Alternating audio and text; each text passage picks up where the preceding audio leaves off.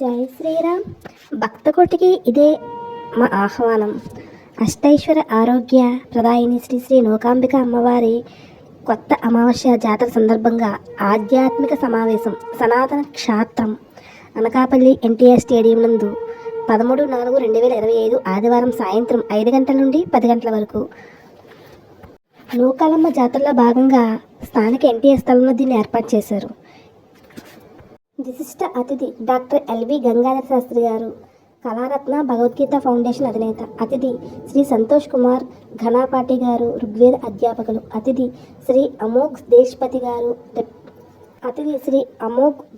గారు reflection channel అధినేత.